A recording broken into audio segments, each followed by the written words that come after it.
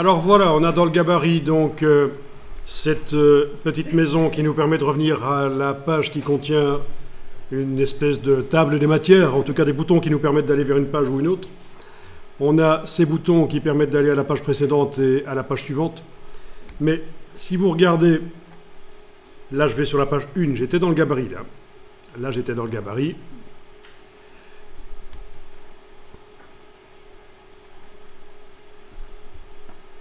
Si vous allez sur la page 1, mais cette icône de petite maison ne nous sert pas, puisqu'on est sur la page 1, on ne va pas cliquer sur la maison pour revenir à la page 1.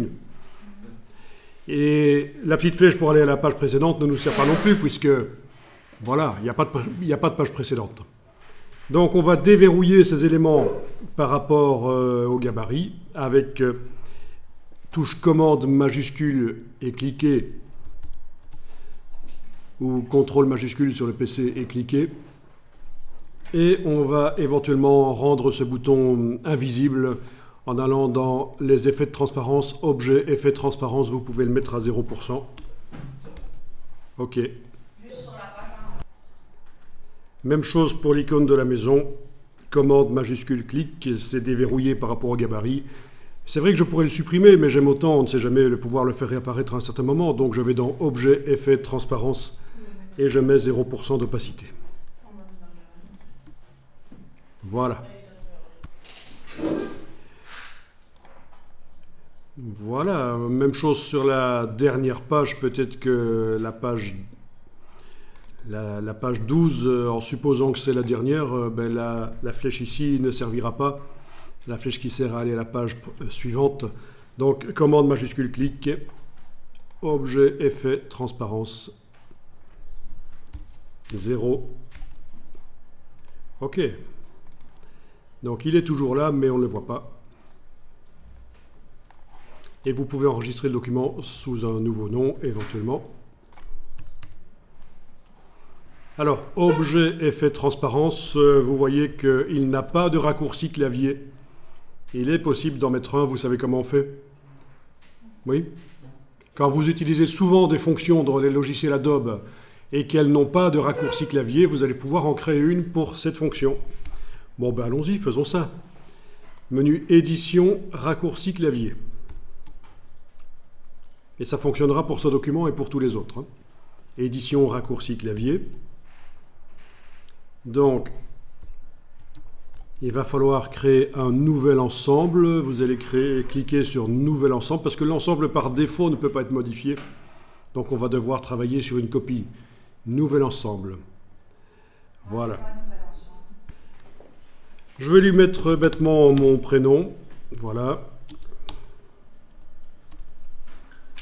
OK. Et donc du coup, je suis dans l'ensemble qui porte ce nom-là.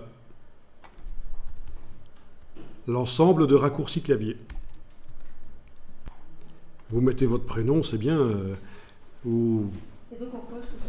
Alors, vous allez dans le menu de l'application qui vous intéresse, le menu objet dans ce cas-ci, et on va chercher le sous-menu qui s'appelait comment? Effet. Voilà, effet. Qu'est-ce qui nous intéresse particulièrement dans effet?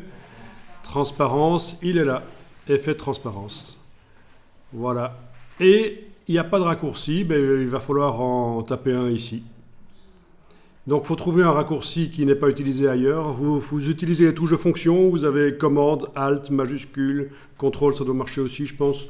Je vais essayer ça. Alors, contrôle, alt, T, voilà, ça marche sur le Mac. Contrôle, alt, T, la touche T du clavier, est un raccourci qui actuellement n'est pas attribué. Et donc je peux l'attribuer à cette fonction de menu. Attribuer. Voilà. Donc toi tu étais sur un PC Windows et le raccourci CTRL ALT T ne marchait pas, donc tu as fait F9, c'est ça? Et c'était pas attribué dans InDesign, donc ça marche. Bon, espérons que ça marche. Voilà. OK. Donc du coup, quand on crée un objet, là je vais revenir sur la première page, faire un objet. Voilà. Si on fait CTRL-ALT-T, ça vous amène directement les effets de transparence. Voilà. Donc c'est très intéressant, bien sûr, quand vous devez, dans n'importe quel logiciel Adobe, que ce soit Photoshop, Illustrator, InDesign ou autre logiciel, accéder régulièrement à une fonction d'un menu, mais il n'y a pas de raccourci clavier, ben vous la créez, évidemment. Ça n'est pas chaque fois aller dans le menu. Moi, en tant que formateur, quand je vous montre, je vais régulièrement dans les menus, parce que je trouve que c'est intéressant que vous voyez où les choses se trouvent, et pas où les trous se trouvent, où les choses se trouvent. Mais voilà, évidemment, on fait des raccourcis. Et alors, avec la Creative Cloud, ces raccourcis sont stockés dans le cloud. Donc, vous passez sur un autre ordinateur qui a les logiciels Adobe. Vous mettez votre identifiant Adobe. Vous devriez retrouver dans les logiciels tous les raccourcis qui vont être téléchargés du cloud. Avant, il fallait les mettre sur une clé USB et les transférer, les charger. Maintenant, avec le cloud, tout est dans le cloud. Vous voyez, donc toutes ces préférences logicielles, vous les retrouvez quand vous passez d'un ordinateur à l'autre.